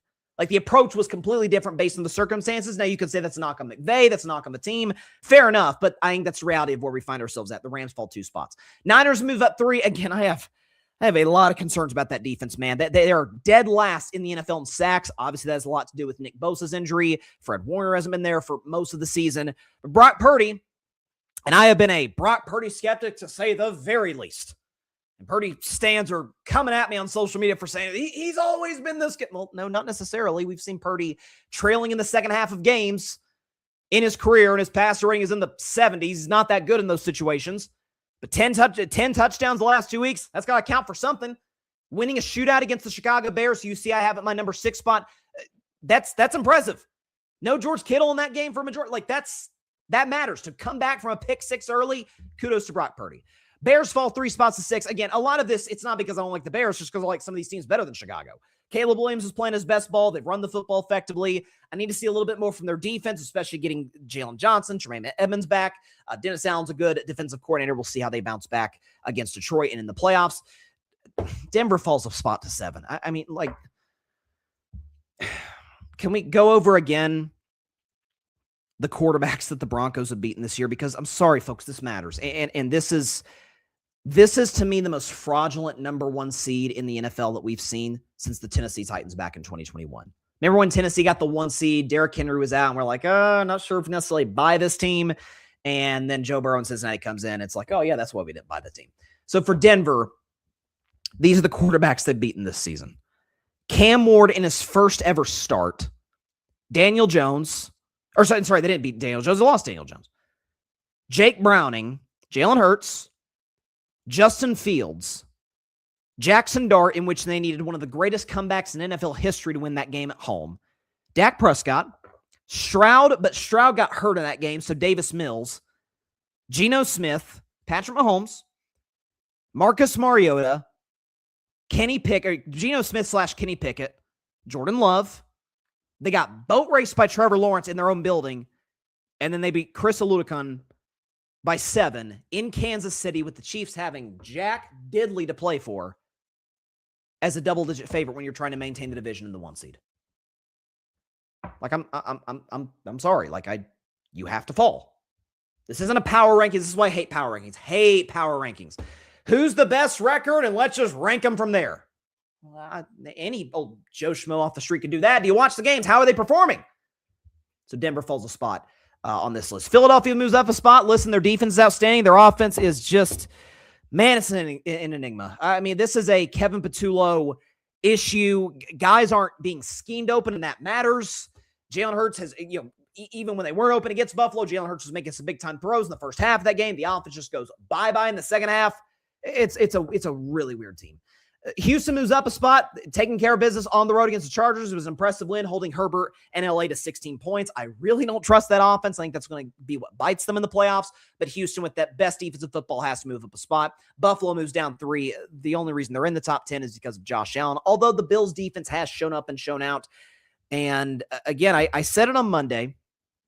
People dragging me on social media for it, but I stand by it. Like, Josh is one of the greatest talents we've ever seen at the quarterback position in the history of the game. In the history of the game. With the exception of 2021, in that playoff game against Kansas City, in which he was out of this world great. He's not made the winning plays when it matters in the postseason. He simply hasn't. Last 2 years, he's had the ball in his hands, down 3, chance to go tie or take the lead against Kansas City, and came up empty twice. 2023, third down, misses Stephon Diggs open for what would have been a first down before the Tyler Bass missed kick. And last year, down 3, fourth quarter, 3 minutes to go, chance to go tie or take the lead, and Buffalo got 1 first down. And oddly enough, and again, people think I hate Josh Allen. I don't. I think Josh is, without question, a top 2 quarterback in the game. But I feel like in a very strange roundabout way, Josh Allen is who Mahomes' haters say Mahomes is. Where it's, Josh has 1 game. I have never seen a quarterback like this in the history of my life. I just falling over backwards. We've never seen a player play the position better than Josh Allen. Every single time he has a big game. Which Mahomes' haters say, oh, Mahomes gets glazed by Collinsworth and all these people. Number 2 is he's consistently, because of that, referred to as the best quarterback in the NFL, despite fewer MVPs than both Mahomes and Lamar, and no Super Bowl appearances, 2 FC Championship game appearances. Number 3, he's a flop artist extraordinaire. I mean, I talked about that when they played Kansas City. We saw that in Philadelphia, which goes to my number 4 point, is that complains to the refs incessantly. Not like Luka Doncic bad, but you saw him get a fumble force against Philadelphia. His big offensive lineman, Deion Dawkins, is sprinting for the football that's out and about near midfield. Josh is yelling at the ref. Like, that is a Luka Doncic-like move. Like, that's the stuff they accuse Mahomes of doing. Games are rigged for the Chiefs and Mahomes. Josh Allen beats him by a mile in terms of roughing the passer penalties. And a large part of that because of flops. Remember last year in the playoffs, a referee, I think it was, I almost said Clete Blakeman. It wasn't him. I'm forgetting the guy's name. He refs a lot of big games. His name's escaping me. I think he was the ref for the Rams and Saints NFC Championship game. His name escapes me. Remember he goes to Josh Allen on the sideline after, I forget if they missed or roughing the passer or something, and apologized to him in the middle of the game on the Bills sideline? So I maintain, Josh Allen, as sensational as he is who Patrick Mahomes' haters say that Mahomes is. And I rest my case. We will take a 1-minute break on the show, but when we come back, one of my favorite segments to do of the year, playoff scenarios followed by predictions, my predictions based on how I think the playoffs will look. Come back with all that. It's just a jam-packed segment in 1 minute on Carving Up Live. Don't go anywhere.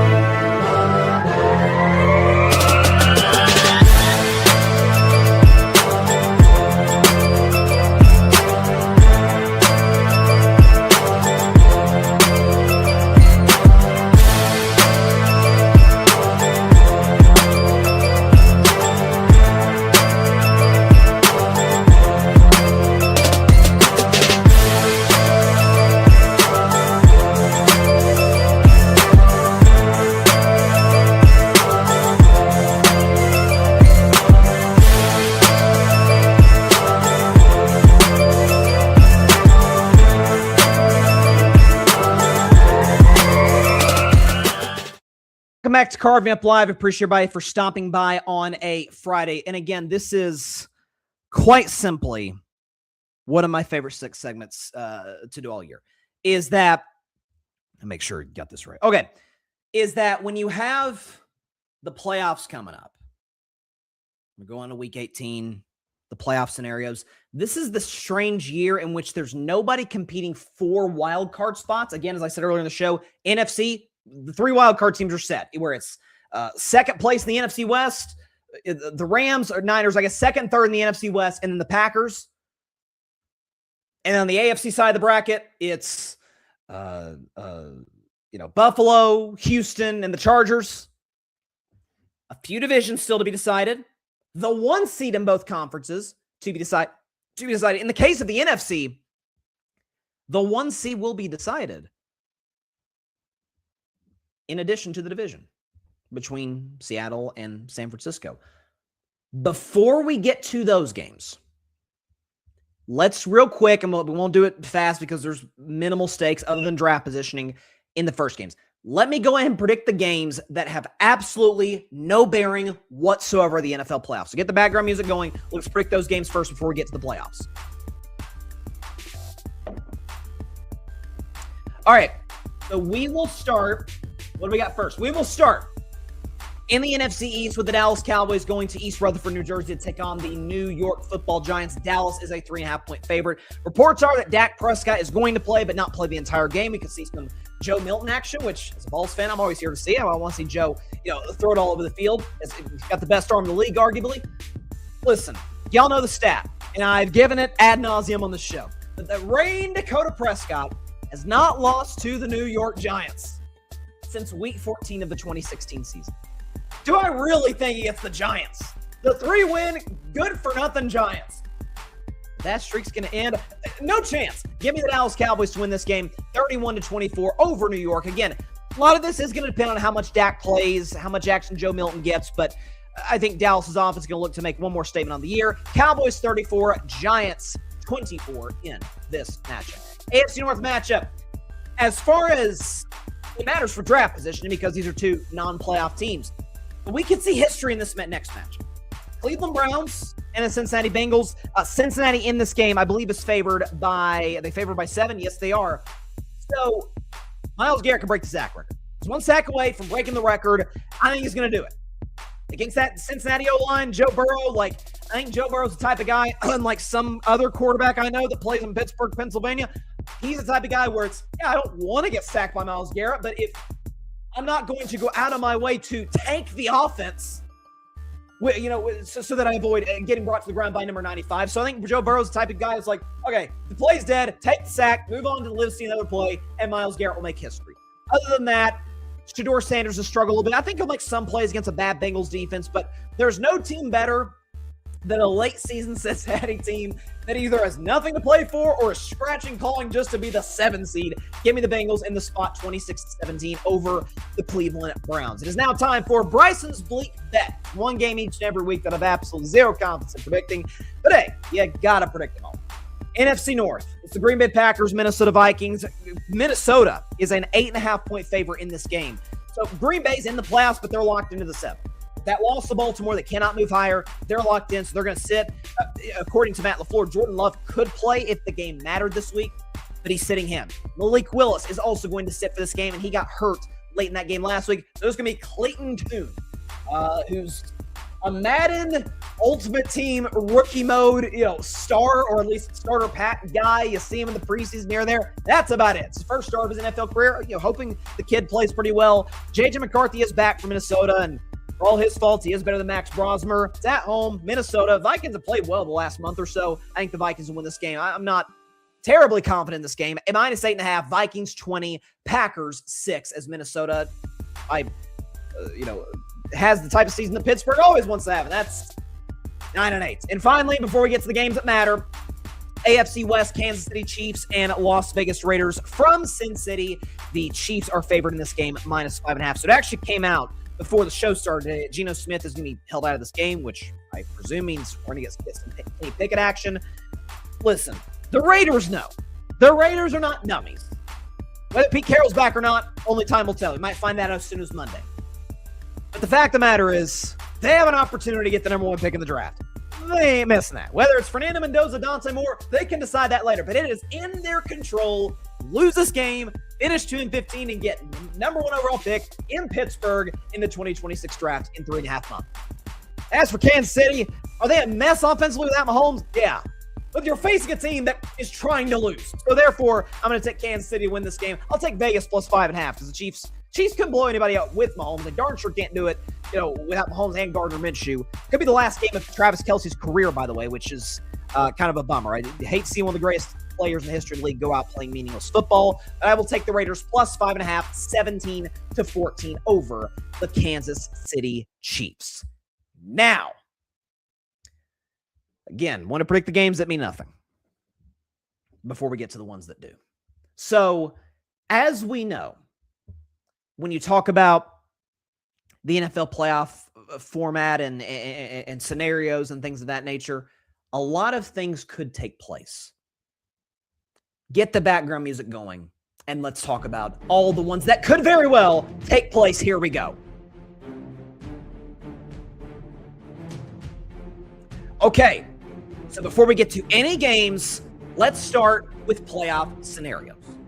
We will start first in the NFC, then go to the AFC. In the NFC South, the division likely will be decided. There's some caveats, which we'll talk about. Likely will be decided tomorrow afternoon in Tampa Bay between the Carolina Panthers and Tampa Bay Buccaneers. For the Carolina Panthers, they have one path, or two paths rather, to clinch the NFC South. It is win or tie against the Buccaneers.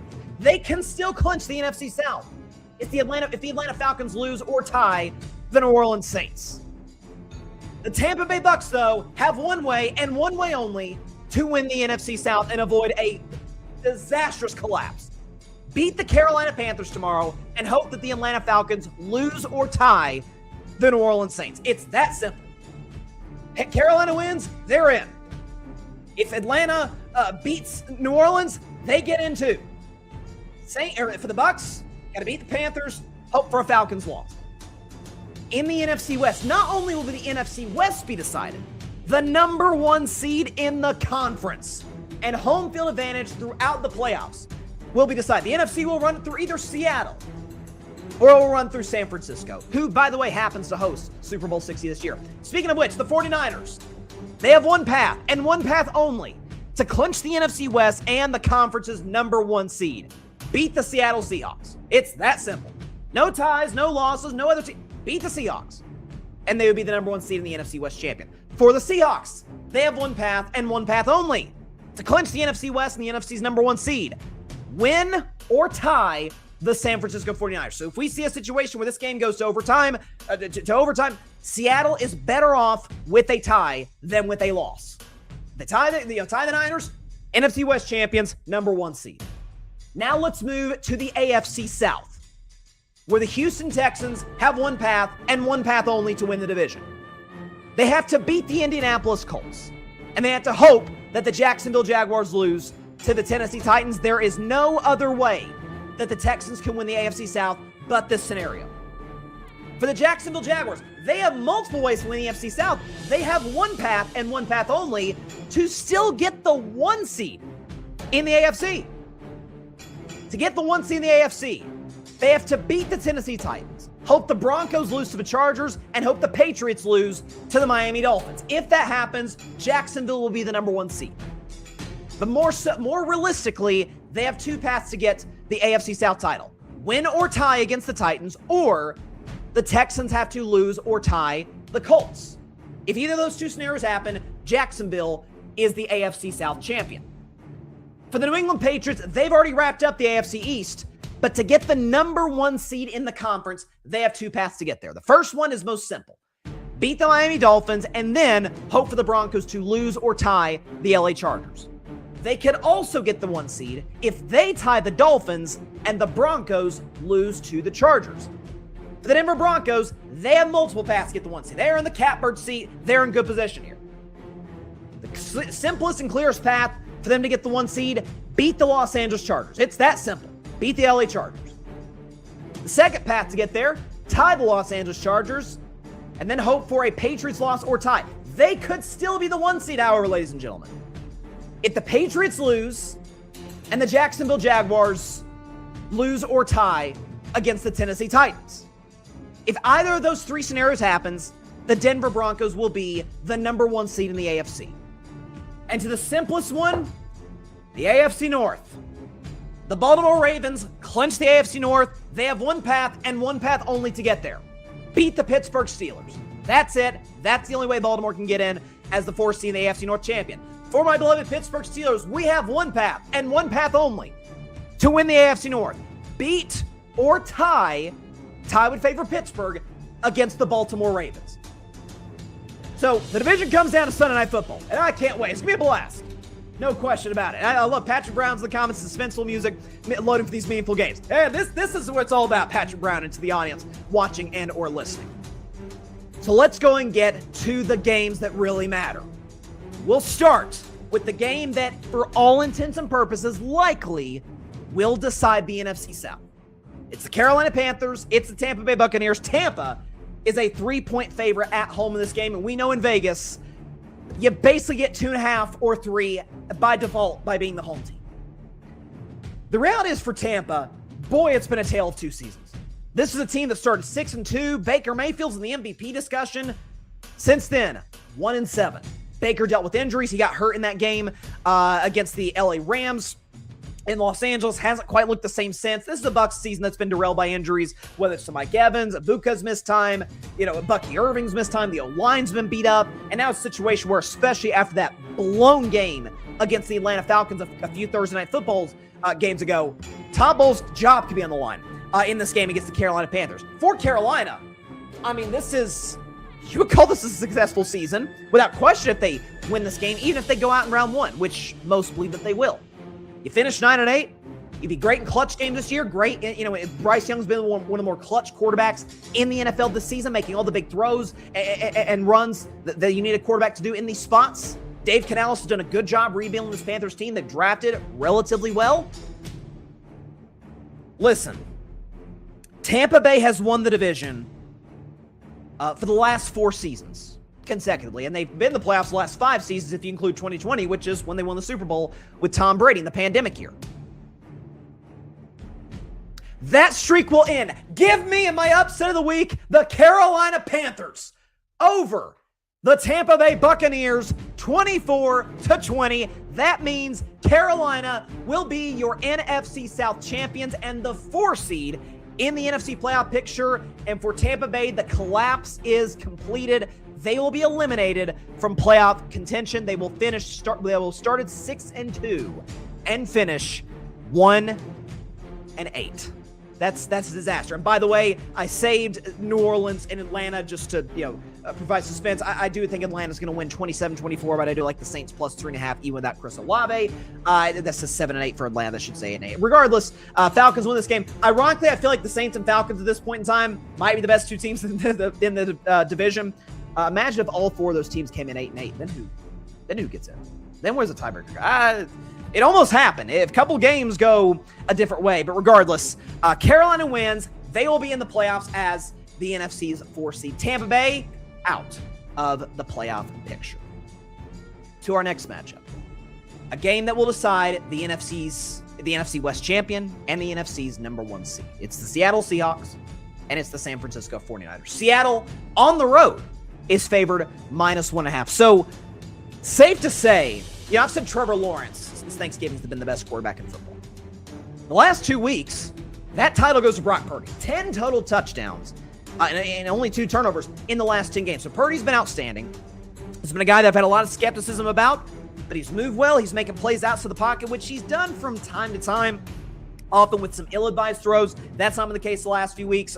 Being able to carry a defense in San Francisco that cannot get pressure. As for Seattle, Sam Darnold. To me, there are 2 individuals with more pressure than Sam Darnold this weekend, and that's Lamar Jackson and Aaron Rodgers, who we'll obviously get to later, but both of which, if they lose, they're out of the playoffs. That won't be the case for Seattle. But how history repeats itself. Sam Darnold was in this exact same spot, identical to last year, just with a different team. on the road, division on the line, 1 seed on the line. The fact of the matter is last year, Darnold was bad in that game against Detroit. I think they only scored like 9 points. And then he was bad in their playoff loss to the Rams. If I remember correctly, the O-line got worked by LA, Jared Verse and Byron Young. But still, he was not good in those 2 games. He gets the ultimate opportunity to redeem himself in this spot with Seattle. I think the fact that this San Francisco defensive line, dead last in the league in sacks, and as I saw a stat earlier from Doug Clawson, shout out to Doug Clawson, no team in NFL history, if his research is correct, no team in NFL history has been dead last in sacks and made, forget a Super Bowl, a conference championship game. Now, we'll see how that happens in the playoffs because both these teams are already in. But I think that favors the Seahawks. I think Seattle's fast to the football, secondary and defense give San Francisco problems. They limit Christian McCaffrey. Give me the Seattle Seahawks -1.5, 27-19 over the San Francisco 49ers. Seattle 27, Niners 19, and therefore the Seahawks will clinch the NFC West and by definition clinch the number 1 seed in the NFC. Coming up next, again, we're going to do this in order of importance. So what do we have next? Okay, it is now time for my favorite segment of all time. Before we get to that, I think we got a comment here from Patrick. Patrick, Seattle, San Francisco will be more entertaining. Seattle, look at that. Patrick, great minds think alike. Patrick in the comments, and I know he typed this right before I put the score up. Seattle, San Francisco will be more entertaining. Give me Seattle in a very close 27-19. Patrick, I see you, bro. Great minds think alike. Let's go to our next matchup. It's now time for my favorite segment of all time. It is simply called Bettin Man. If I were a bet man, I'm looking long and hard at the NFC East matchup between the Washington Commanders and the Philadelphia Eagles. Philly is a 4.5-point favorite in this game. Now, I know what you're thinking. Bryson, Jalen Hurts is sitting. Saquon Barkley's sitting. A.J. Brown's sitting. Devontae Smith. All of these guys, all the major playmakers for Philadelphia are sitting, which, boy, they need a week off before the postseason to get that offense fixed. But I'm a believer in the occasional backup quarterback making a name for himself, making other teams look at him this offseason and be like, maybe let's bring him in our quarterback room. We saw it to a greater degree with Malik Willis last week against Baltimore. He was sensational. Enter Tanner McKee, a guy who had a pretty good preseason with this team, a guy who is comfortable in these moments, against a Washington team that already has one of the worst defenses of football, and God bless him, he's been everywhere, man.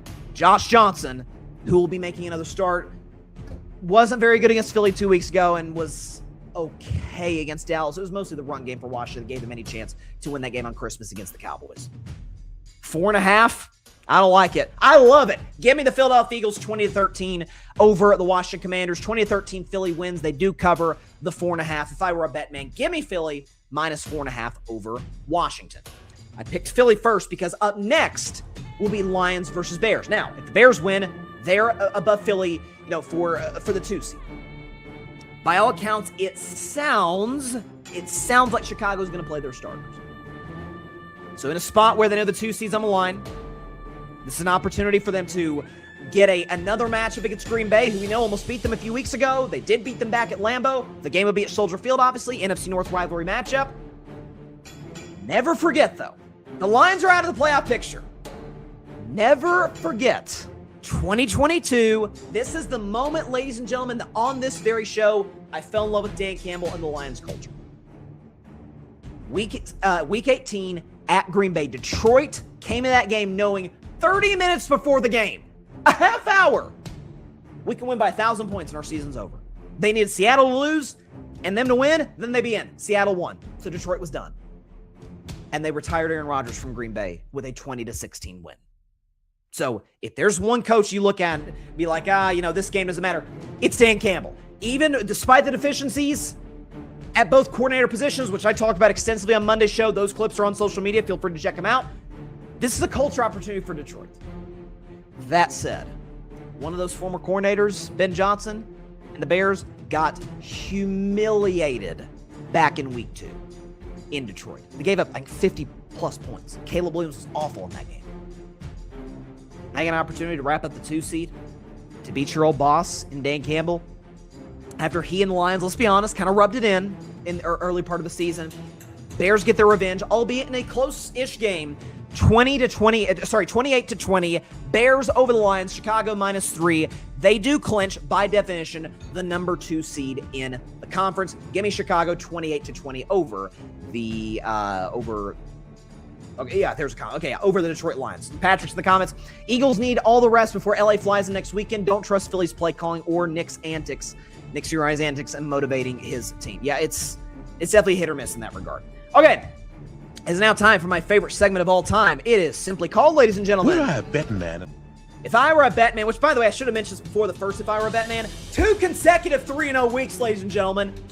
So we're into the regular season strong, and we're going to the postseason red hot, and I feel very good about it. If I were a bet man, I'm looking at an AFC East matchup between the woebegone, good-for-nothing New York Jets taking on the Buffalo Bills. The graphic I'm looking at right now looks like there's a little bit of an error because it has Philadelphia's, the Philadelphia line on it. It says Eagles -4.5, so ignore that.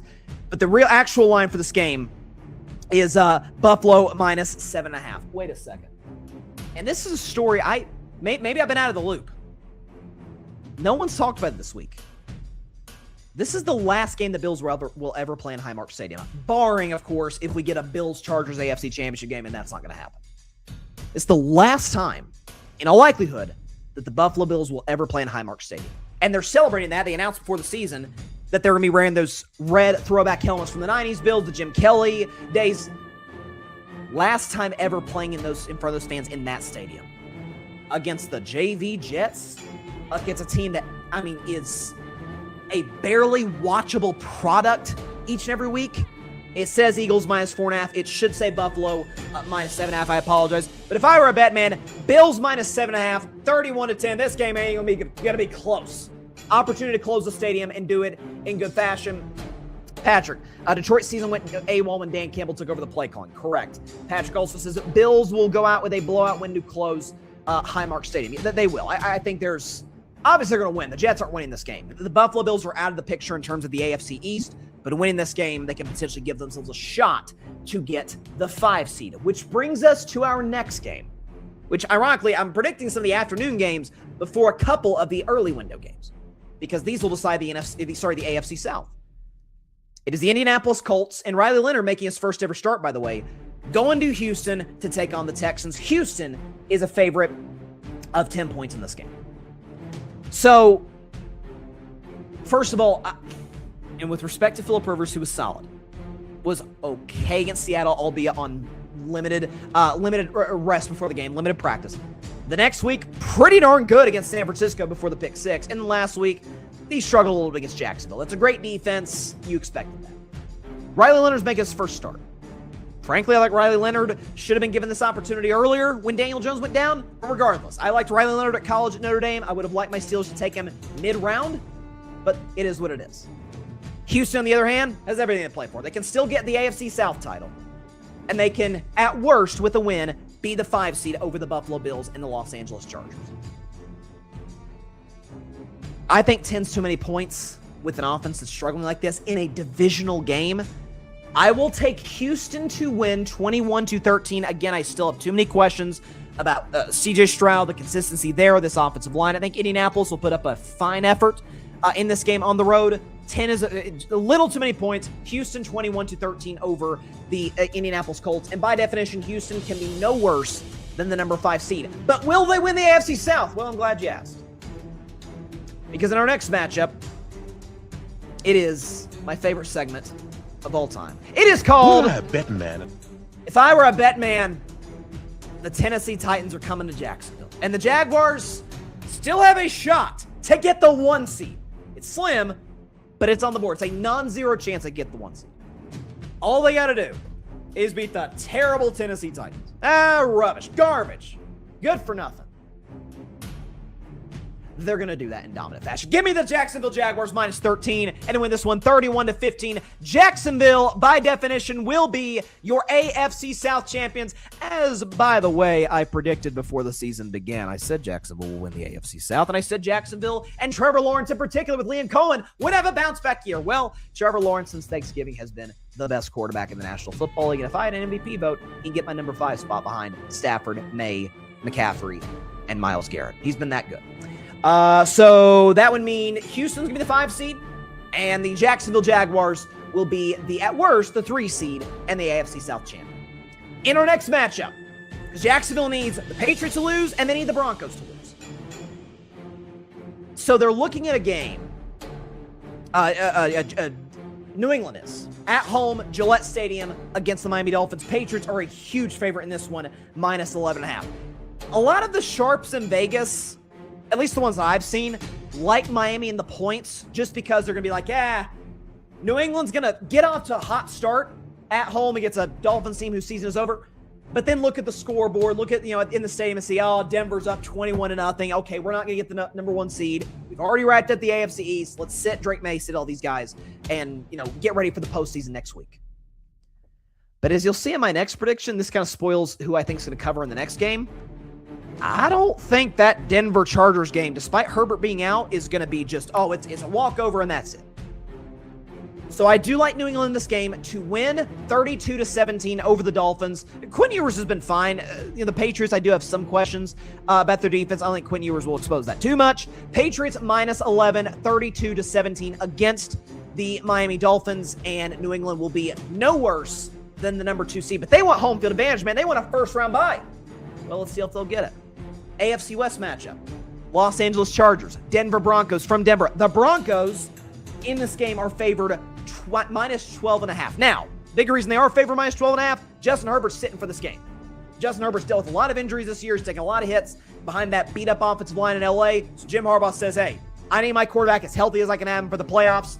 I will surrender, in all likelihood, being the 7 seed and having to probably go to New England or Denver. I'm going to sit Herbert and take my chances in the wild card round, which I think is a smart, prudent move. So it's Trey Lance. A Trey Lance who... Famously on this show back in 2021, I said Trevor Lawrence is far and away the best quarterback in that draft. Obviously, that's proven to be the case. I thought Trey Lance would be number 2, and that hasn't panned out. That good tape that he showed from time to time at North Dakota State, that did not come to fruition. If it didn't come to fruition under Kyle Shanahan, then it was never going to come to fruition whatsoever. But this is a Denver team. I'll be on the road, but this is a Denver team that is a 13.5-point favorite. Went to Kansas City with Chris Aludicon. I'm pretty sure I'm saying his name correctly.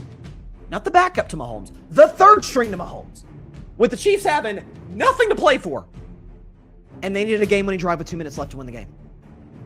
This is a Broncos team that beat the New York Football Jets, I kid you not, 13-11.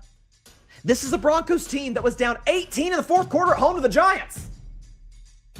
Need to pull off one of the greatest comebacks in NFL history to win that game. And you expect me to think they're going to cover? I know Trey Lance is a starter. That ain't happening. Give me the Chargers plus 12.5. However, I do think Denver will win this game, kind of pull away a little bit, 24-13. A little bit of a scare here. Enough so to where New England and Mike Vrabel says, let's keep Drake Maye in a couple more drives here, against Miami. But give me the Chargers plus 12.5. Denver, though, wins outright 24-13, and they will be the AFC's number 1 seed. As I said earlier, to me, the most fraudulent number 1 seed that we have seen since the Tennessee Titans back in 2021, but nonetheless, a number 1 seed they will be, and they will get a week off. Before we get to our final game, which involves my team, Patrick, Houston, the team nobody wants to see. This defense, mercy. Riley Leonard will be running for his life. He might be, Patrick, but again, I don't think this Texans offense against us okay Colts defense is going to be special. But I do think Houston wins. Okay. 272 regular season games will have been played in this NFL season. Game 272 will decide the AFC North. The winner will be in the postseason as a division champion, the 4th seed, and get a home playoff game. The loser is done. Their season is over. So this is, in essence, a playoff game. Like, you win, advance the wild card weekend, lose, you're done. It features, as far as I'm concerned, in the 21st century, the best rivalry in the National Football League. It's the Baltimore Ravens. It's my beloved Pittsburgh Steelers with Baltimore as a 3.5-point favorite. So, we've known for a few days now, about for 48 hours, but it became official today. Lamar Jackson, 100% is a go for Sunday Night Football against the Pittsburgh Steelers. So he is going to play. No Tyler Huntley, barring, God forbid, knock on wood, a Lamar Jackson injury. Man, I went back and forth on this game. I said it on Monday, and I'll tell you again today. Up until about 3 or 4 hours ago, I did not know who I was picking. I frankly, I'll be honest, I know what I'm rooting for to happen, which I'll reveal after I make my pick, because it may not be the same as my pick. But there's a few sure things, by and large, sure things in Vegas. Is great coaches like Andy Reid, Sean McVay, coming off of a bye. Miami Dolphins playing in cold weather. You always take the other team in those spots, money line. And the third of which, Mike Tomlin as a home underdog. Especially Mike Tomlin as a home underdog in division, which we know the Ravens and Steelers. Mike Tomlin and John Harbaugh are more familiar with each other than any coaches in the history of the NFL, with the exception of two of the greatest ever, Curly Lambeau and George Halas. Only Lambeau and Halas coach against each other more in NFL history than Mike Tomlin and John Harbaugh. Two guys who very well could be coaching for their jobs on Sunday Night Football in Pittsburgh, PA at Acrisure Stadium. Is Tomlin capable,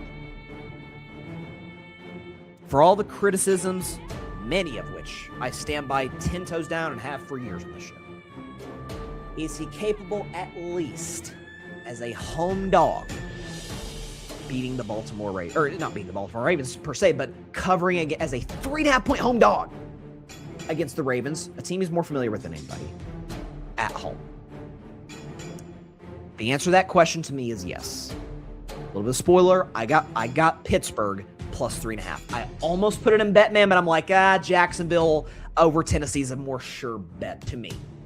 If I did 5 games for Viral Bettin Man, which, spoiler, I might do next season, this would make it. But if it's 3, it does not. The question is, as it often is in these games, the quarterbacks. For Lamar Jackson, this is a guy, to say the very least, has not played his best ball in big spots. This is a guy who in the postseason has won all of 2 times.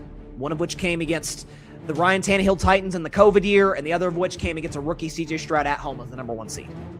In other words, when Lamar Jackson is expected, or not necessarily expected to win, or is not a huge favorite to win a playoff game, or a big gotta-have-it game, he didn't win it. Well, a lot of people expected Lamar Jackson and the Ravens to win this game. On the other side of that coin, however, is a man by the name of Aaron Rodgers, who very well, ladies and gentlemen, could be playing one of the 10 greatest quarterbacks to ever play the game. Sunday night might be the last time we ever see him buckle up that chin strap. Might be the last time we ever see Aaron Rodgers. Because he says, he kind of alluded to, I'm a free agent, I'm on a 1-year deal. No one's picking up Aaron Rodgers at age 42. Like, he's done after this season. Either Pittsburgh brings him back, please God, don't let that happen, or he retires. So Sunday night could be the last time we see Aaron. What do I know about Aaron? Well, I know that, not to toot my own horn, but I guess I'll toot my own horn a little bit, is that since the 2020 NFC Championship game, not kidding, you can check the tape, I have called every single step of his career. In 2020, as a favorite number 1 seed MVP of the league. Go back, check the tape. I said Brady and the Bucs are going to Green Bay and winning. That's what they did. The Packers get the 1 seed again in 2021, and Aaron wins the MVP again. Shouldn't have won it against Tom Brady, but regardless, he got his 4th MVP. And I said, yeah, that's great. San Francisco's going to beat them in that first playoff game. Oh, 6th seed San Francisco, Jimmy G, you're out of here. They did, 13-10 on a walk-off field goal by Robbie Gould. That next year, I said coming in, they're not going to make the playoffs. Green Bay's not a playoff team. Green Bay wasn't a playoff team. 2023, who knows what would have happened? Aaron tore his Achilles. So that year's void for anybody's prediction. Last year, folks were like, man, Aaron's coming back off of injury. Robert Saleh is just, and Saleh's a great defensive coordinator, but Robert Saleh is just this proven head coach, as we all know. And in an AFC East with the Buffalo Bills, they're definitely, the Jets are not just contenders to win the division, they could win the AFC. And I came on the show and said, yeah, they're not very good. O-line stinks. Quarterback hasn't been good in years. And the coach isn't that good. Guess what? The Jets won 5 games.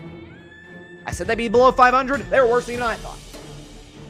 So in other words, I have called every step of his career to the dot since 2020. Since the 2020 NFC Championship. So in this game, I will be completely honest with you. And I don't even know how proud I am to say this. I will be rooting for the Baltimore Ravens on Sunday night. As hard as it will be, I will be rooting for the Baltimore Ravens Sunday night so that this ridiculous Aaron Rodgers experiment can end. And so that finally, it feels like there's I think Vegas has it like a 63% chance, maybe, just maybe, the end of mediocrity will conclude on Sunday Night Football and the end of the Mike Tomlin era. But that's not what I think is going to happen. I think the Pittsburgh Steelers are going to win 20-17 over the Baltimore Ravens. TJ Watt's back in the lineup. I know there's no DK Metcalf and no Darnell Washington. But Lamar Jackson, 2-5 in his career against the Pittsburgh Steelers. He's really struggled in Pittsburgh against this team. Watt's back in the lineup. Fresh legs, off the lung situation. He'll be energized. He'll be ready to go. Pittsburgh wins this game. Pittsburgh wins the AFC North. The Ravens, by definition, will be eliminated from playoff contention. I'm not sure how I feel about it because and we'll show how I think the playoff standings will look. I think the Steelers are going to be one and done again and get crushed again. I'm pulling for the Ravens. I am. But I think the Steelers are going to win. It's a real conundrum I found myself in. You know, if we had just beaten the Cleveland Browns. Again, part of the reason that I'm picking Pittsburgh is watching as a Steelers fan, I've observed something about Mike Tomlin. He's an atrocious coach when you expect him to do anything more than be mediocre, as we saw last week against the Browns. But most people expect the Ravens as an 8-8 team. They've already lost to Pittsburgh in Baltimore this season, just weeks ago. At Pittsburgh is a 3.5-point favorite. No one believes in Pittsburgh. That's usually where Tomlin and the Steelers get the job done, at least, of course, until the playoffs when they get clobbered each and every year. So I will be in purgatory for the vast majority of Sunday night. I will be. Like, I don't know what take I'll have after the game, on the show. I don't know. Patrick has a guess. He says, if the Steelers lose Sunday night, you're going to be on a burning hot stove. If y'all win, early playoff exit right on schedule. Which is precisely why I'm rooting for the Steelers to lose, Patrick. I really, really am. Maybe I should phrase it differently. I'm not rooting for the Ravens to win. I'm rooting for the Steelers to lose. Free me from this misery. Not just of this season, not just having to root for a team quarterbacked by Aaron Rodgers, who we know is at his worst in the biggest games, but free me of the mediocrity of the dumbest and most meaningless streak in the history of football, Mike Tomlin and his no losing season streak. Let me free. But I don't think that's going to happen. I think when it is all said and done, that the Pittsburgh Steelers will be in the postseason as the 5 seed, or 4 seed rather, and will host Houston. So let's go ahead and put up the playoff standings, what I think they're going to look like after the games. We'll start in the AFC. This is what I think it will look like once the games have been played. The Broncos will be the 1 seed, and they'll get first run by for the first round of the playoffs. The Patriots will be the 2. The Jacksonville Jaguars will be the 3 as the AFC South champions, which I think they'll clinch against the Titans on one of my If I Were a Bettin Man games. And finally, honestly, to my chagrin, the Pittsburgh Steelers will be the 4 seed and the AFC North champions and host a playoff game. For the first time, by the way, since 2020, which was the pandemic year. The 3 wildcard teams will be, in this order, the 5 seed, Houston Texans, the 6 seed, Buffalo Bills, and the 7 seed, Los Angeles Chargers, which means I think in Wild Card Weekend, we will get the following matchups. Patriots at home against the Chargers. Again, I'm not predicting any of these games until next Friday. Patriots at home against the Chargers. Jacksonville at home against Buffalo. That's a fascinating matchup. And Pittsburgh at home against Houston. I'll predict that game. We're going to lose. So that's what I think we're going to see. In the NFC, and honest, I'm going to be honest, I'm double and triple checking tiebreakers between between 5 and 6, San Francisco and the Rams. Okay, so the Rams, by the math, it looks like if they win against the Cardinals, which I actually forgot to predict that game. I do have the Rams. Do we have that graphic? I think we do. Maybe not. No, I don't know. Here it is. Yeah, I got the Rams with the Cardinals 27-13, minus 8.5. It looks like, again, I could be wrong, and I've got the backup graphic if it's not the case, that if the Rams beat the Cardinals and the night before, Niners lose to Seattle, that I think the third tiebreaker, wins against common opponents, would come into play. I'm almost certain. Let me double and triple check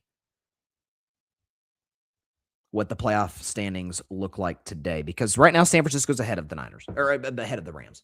So should that come into play, this is what I believe the NFC standings would look like. Seattle, by winning on Saturday, will be the 1 seed in the NFC West champion. The Bears, by winning against Detroit, will be the 2 seed. Philadelphia, then, the defending champions, will be the 3 seed. Carolina, I think, is going to beat Tampa Bay tomorrow. They'll be the 4 seed. And then, again, we've got the backup graphic if we need it. But the Rams will be the 5. The Niners will be the 6. And the Packers, we already knew this, will be the 7. That means, if the tiebreakers are correct here between San Francisco and LA, we will get, oh, how good is this? 2 seed Chicago, the oldest rivalry in NFL history. 2 seed Chicago at historic Soldier Field, hosting the Green Bay Packers, who, by the way, for the 3rd year in a row, are the 7 seed. Now, we know, thus far in this new 17 playoff structure format, Green Bay's the only team to win a playoff game as the 7 seed. So, and they did that against Dallas, obviously, as you remember 2 years ago. Philadelphia will host the Niners in Philadelphia. And Carolina will host the Rams, who, by the way, they've already beaten. If my math serves me correctly, if the tiebreaker serves me correctly. Matter of fact, before we get out of here, let me double check the Rams 49ers tiebreakers. Again, we had so many graphics to do. Let's make sure. So let's see. The NFC West tiebreaker scenarios. Niners wire. I wish I could. I'm not going to share the screen. Let me double check here. Okay, so yes, so the Rams would be the 5 if they win and the Niners lose, which I think is going to happen. So for final time, this is what I think the playoff structure will look like in the NFC, or at least the playoff matchups. Seahawks are the 1 seed, Bears versus Packers, Eagles versus Niners, Panthers versus Rams. That's pretty good. And then the AFC too, one more time in the AFC, Patriots, Chargers, Jaguars, Bills, Steelers, Texans. That's how I think it's going to look. And it's going to be fun, no question about it. With that, that is all the time we have for today's show. I appreciate everybody stopping by. As always, be sure to catch Carving Up Live in what's going to be a loaded show on Monday at 6 p.m. Eastern, 3 p.m. Pacific time, right here on YouTube, as well as on Facebook, Twitch, X, and on Instagram. What a great weekend. What's a great week it's already been to start 2026. Some great college football playoff scenarios. 2 divisions will be decided. Likely 2 divisions will be decided. Tomorrow, 1 seed will be decided in the NFC. I mean, how good is this? How good is this? I don't know how I'm going to feel. I'll honestly be kind of happy if my Steelers lose on Sunday night to the Ravens, because it might mean the end of the Tomlin era. And it definitely should be the end of the Aaron Rodgers brief era in Pittsburgh. If we win, I don't know how I'll feel either. You'll just have to tune in for Monday, because you can bet your bottom dollar we're leading the show with Ravens Steelers. And again, I don't know how I'll feel. But regardless, hope everybody has a great weekend. Be sure to tune in to Carving Up Live again Monday night at 6 p.m. Eastern, 3 p.m. Pacific time, right here on YouTube, as well as on Facebook, Twitch, X, and on Instagram. Have a great weekend, everybody. Stay safe out there. God bless y'all. And peace out. And here's to a Happy New Year. Thanks so much for watching the show on YouTube, and be sure to go click that big red subscribe button and check out the other clips and full shows from Carving It Up Live, as well as our other incredible content creators here on the Grid Network.